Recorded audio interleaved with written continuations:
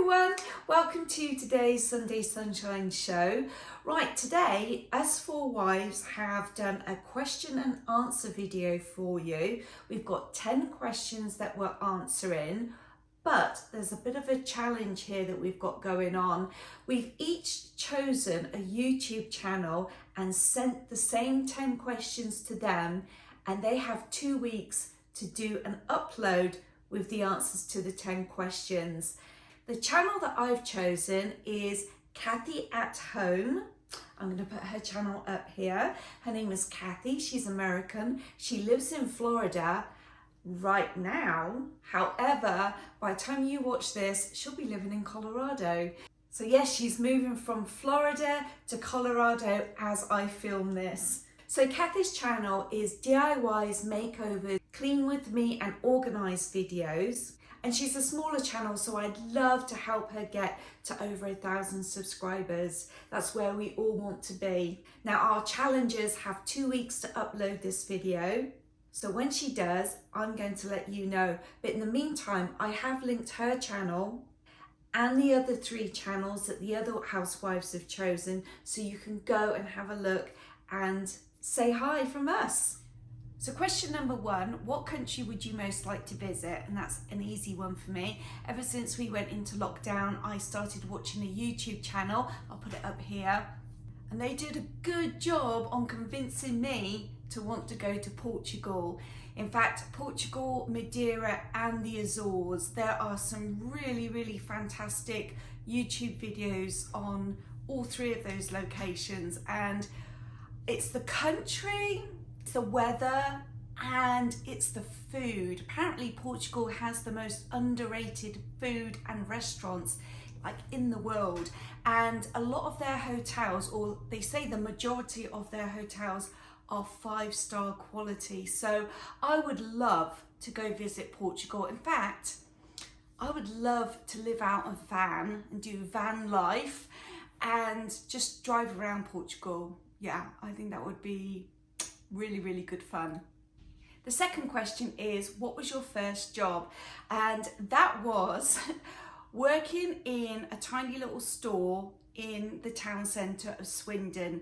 Now, when it was my 16th birthday, I can't remember whether it was my actual birthday or whether it was the week of my 16th birthday, but I remember so clearly waking up that morning and telling my mum and dad, I'm going into town with my friend and I'm not coming home until I got myself a Saturday job, because I wanted to go on a particular vacation in July with my school friends. It was like an adventure holiday and I had to pay for it. My mum said, yeah, you can go. I haven't got a problem with that, but you've got to pay for it. So I was absolutely obsessed with getting a Saturday job. So me and my friend went into town and we trawled every single store, and it literally was the very last store left in the town centre. And it was a little if you know Swindon at all, there was a British Home Stores on one corner, and opposite it was a tiny little DIY store. And in the back of the store, they had a paint machine, not like we have now.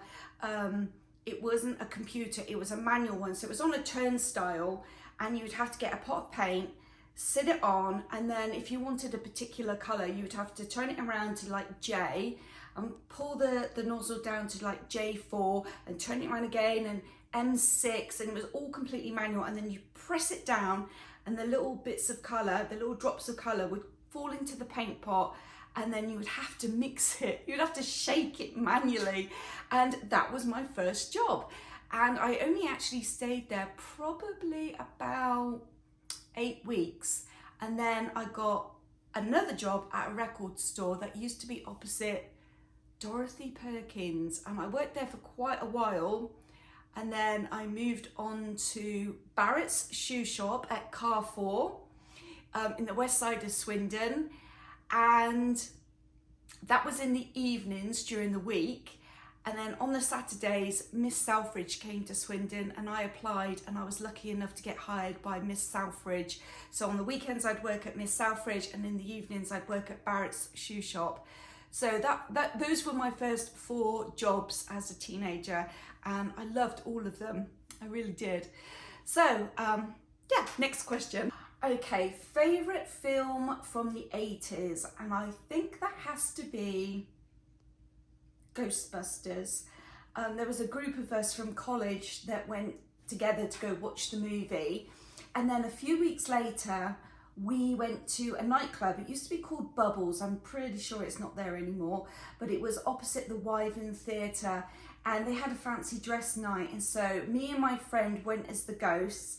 Then two of our male friends from college, they went as the Ghostbusters, and I made their backpacks out of, I think it was like cornflake boxes and plastic cups, and then I don't know where I got the tubing from, probably from my dad's garage, but there was a tube, and then we attached it to toy guns. And then the night that we went to the nightclub, we were worried that we were, because we were underage. We had to have been 17, I think. And so me and my girlfriend didn't have fake IDs, and they just waved us on through. And the two guys that we were with, they both got stopped, but they had fake IDs. So in fact, I don't even know how they managed to do this. They actually had membership cards to the nightclub. So how they managed to get those, I don't know. But anyway, yeah, I think Ghostbusters, because it was really, really different from any other movie that we had ever seen before. So yeah, I really like that movie. And there was another one, Gremlins. I like Gremlins too. And I remember the scene where they put a gremlin in the microwave and it blows up. And after the movies, I went home and I walked into the kitchen and my mum said, "Oh, look what Dad's bought." He had bought a microwave. So yeah, I remember that vividly. Anyway, which historical figure would you like to have dinner with? And I've been thinking about this for quite a few days. Oh, there's actually three, and I'd like us all to sit down together. It would have to be Queen Elizabeth I, and I would like Sir Walter Raleigh and Shakespeare. I would like all three of us, all four of us, to sit down. But if it was just one, then Queen Elizabeth I, I think that would be pretty mind-blowing. The questions I would ask, like, was you close to your dad? Was you scared that he was going to chop your head off at some point? Was you close to your stepmothers? I mean, and why did you kill your cousin? I just, yeah. And I've always wanted to wear one of those big Elizabethan period costumes. So I would like to walk around her gardens with her and just chat and ask her, what does she see? How does she see England's future? I just think that would be brilliant. Like, I would go back to her time. I wouldn't want her to come to our time. You know, I'd like to go back and be transformed and see her estate. And yeah, I think that would be my choice. I mean, I did think about Columbus, but I was like, no. I've always been fascinated by Queen Elizabeth I. Okay, next question. What is your pet peeve? I think it has to be when I'm driving and I slow down to let someone cross the road. If they don't acknowledge that I've stopped, I just think that's rude. I always, if anyone stops for me or slows down, I always either turn and smile. If I'm carrying bags, you know, I'll smile. If I'm not, I'll always put my hand up and go, "Oh, thanks," you know. And I'll always step my walk up. Like if I was just dragging my feet walking and they stop, I will like quickly go across. And obviously not everyone can do that. But the amount of times that I have stopped to let people cross the road and they are just dawdling across, looking at their phone. Yeah, that's definitely a pet peeve. And then the ones that do acknowledge me that I've stopped, if they put their hand up or smile, I will always put my hand up and say, "No problem," you know, "You're welcome." I don't know, I just think it's common courtesy, really. And if someone opens the door, you know, for you, say thank you, acknowledge them, you know, I don't know. it's all going out the window really, isn't it? Oh well. Okay, how did you meet your husband? So I was 19, almost about to turn 20, and he was 30, about to turn 31, because our birthdays are literally days apart. We're both Geminis. Well, I'm Gemini and a Cancer. I was born on the cusp. I actually share the same birthday as Geordie Grandma. I had friends that had family in Oxford, and they were having a barbecue, and I knew part of the family because they would always come down and visit my friends. So I was invited to the barbecue too. So when I got there, there was this American guy that was actually doing all the cooking, and 10 days later we moved in together, and 4 years later we were married, and that was 30 years ago in a nutshell. So over the 10 days of knowing each other, my husband had driven down to Swindon, and we went away for a weekend with friends. There was a big group of us to Bournemouth, and then the following weekend we all went to Cornwall, and then I think it was 2 weekends after that I had a holiday booked with all my friends to go to Butlins, and I said to him, you know, would you like to join? And he could, but he had to work part way through that week. So he came for a couple of days, then he drove all the way from Minehead back to the Oxford area, which is where he was working. And then the next day he drove all the way back to Minehead and finished the week off. And as he was driving me home to drop me off at the end of that vacation, he said, come and stay with me. And so I did, and I just never went back home. And yeah, that's the story of how we met. So he was working, he is American, he was working in Oxford and I was living in Swindon, and yeah, that was literally 34 years ago to the month. So our wedding anniversary was July 17th. So yeah, that's how we met. Okay, next question is, which actress would you like to play you in a story of your life? And I'm trying to think of someone that's kind of like my height, my colouring, and the only person that I literally can think of is a younger Sally Field. That's the only person I can think of. If I had to pick a modern day actress, literally, it would have to be someone that does comedies, I think. I just want to say Jennifer Aniston, but I really don't look like her. If you've got any ideas, let me know in the comment box, because that one stumped me. So yeah, if it was back in the day, a younger Sally Field, and I just can't think of an actress. Yeah, that one stumped me. So let me know in the comments who you think should play me. I'm 5'2", I'm chunky. Jennifer Aniston isn't 5'2" and she isn't chunky, but she has the long hair. That's the only reason and she plays comedies. So yeah, that one stumped me. Don't know the answer for that one. You let me know. Okay, so the next question, I'm actually going to join two questions together. And that was, what is your scariest thing that you've ever done? And what's the proudest moment or the proudest thing that you've ever done? And I kind of clumped them together because I was stuck, I wasn't sure. And being the proud question was anything outside your family, because obviously your family is the proudest thing. So I had to think about this one, and the scariest thing I've ever done was when I was 16, going back to that job that I wanted to save up for to go away with my friends. It was an adventure holiday up in the north of Wales, and we did canoeing, kayaking, windsurfing, orienteering, rock climbing, rappelling or abseiling, and the one thing I didn't want to do was the cave-in, because back then I really had bad claustrophobia. I didn't even go in elevators until I was 29 years old when I moved to Las Vegas, and I had to go in them because my job, I had to go visit architects' offices, and some of them were on the 30th floor. And so yeah, I had to push myself. But back then I didn't go in elevators, I didn't like being shut up or closed in into anything. And so the cave-in thing, I just did not want to do, but it was part of the vacation, we had to do it.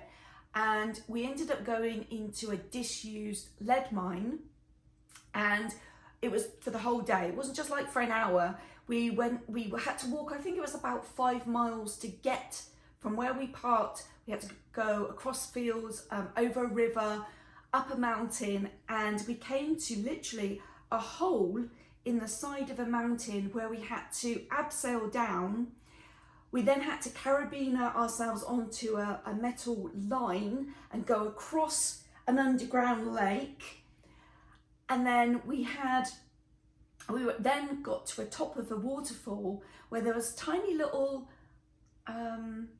tunnel. So we had to crawl on our hands and knees into a tunnel and sit in there and eat our lunch. And then the 2 teachers that were with us decided that they were going to separate me from the rest of the group, because they took the group down the waterfall, and they had to then take off their backpacks and push their backpacks across the ground and lay on the ground and crawl underneath this tiny little gap. Whereas I was left alone halfway down the waterfall, freezing cold. I mean, this water was just like ice. And he said to me, turn off your light because we don't want your battery to run out. So I was left in this waterfall, freezing cold, and there was an opening. So this was the waterfall here, and there was an opening in front of me, and in there was a ginormous cavern of like fallen rock. And he said to me, I'm gonna leave you here, I will be back, don't make any noise. Okay. So he went down, showed the other teacher where to take the other kids. He came back up to me, and it seemed like an absolute eternity that I was left. And one thing crossed my mind was, what if he doesn't come back?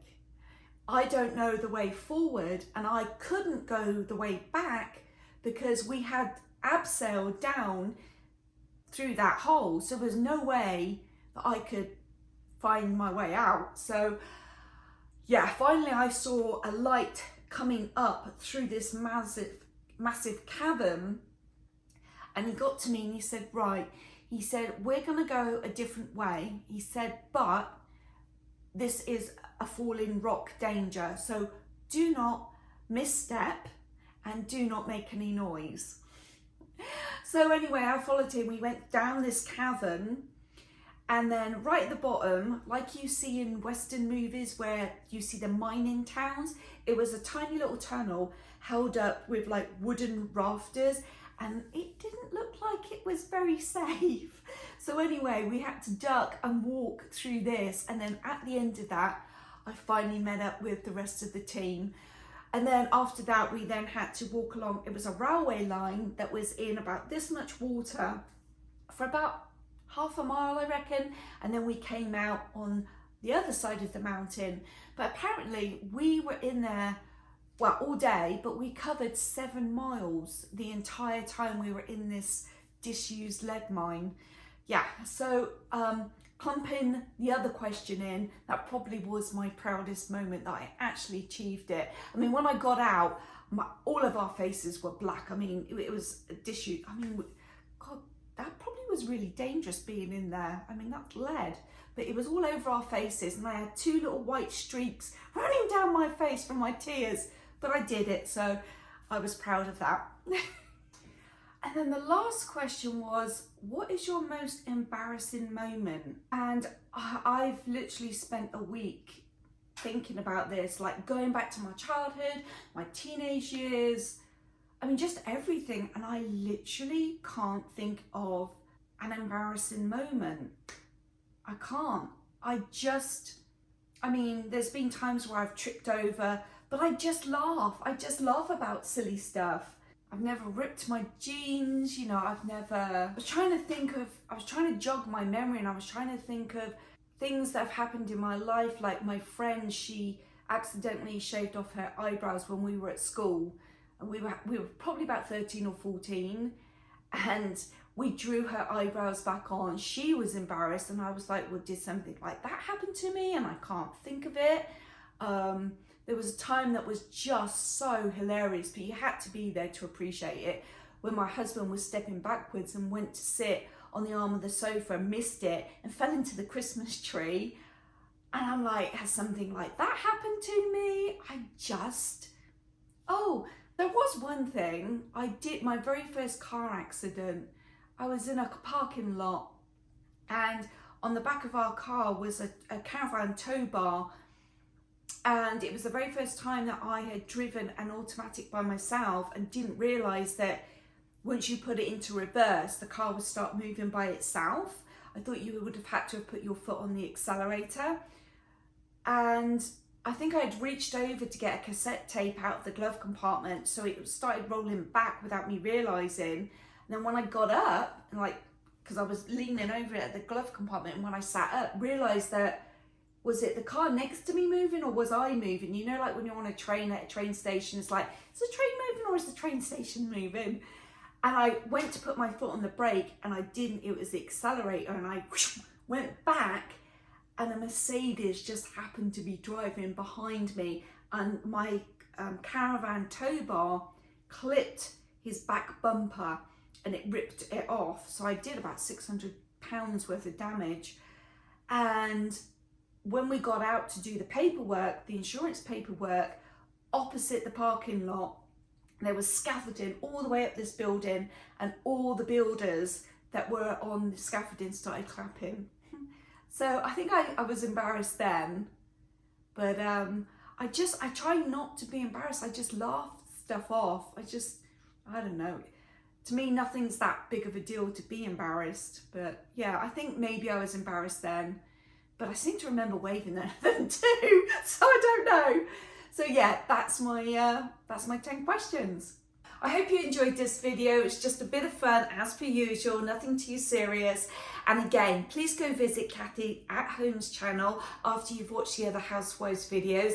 Say hi from us, and I'll see you guys tomorrow on Monday for my Monday motivational video, where I'm going to share with you my biggest weight loss to date. So happy. I'll see you guys. Thanks a lot. And if you haven't subscribed, I'd love if you could.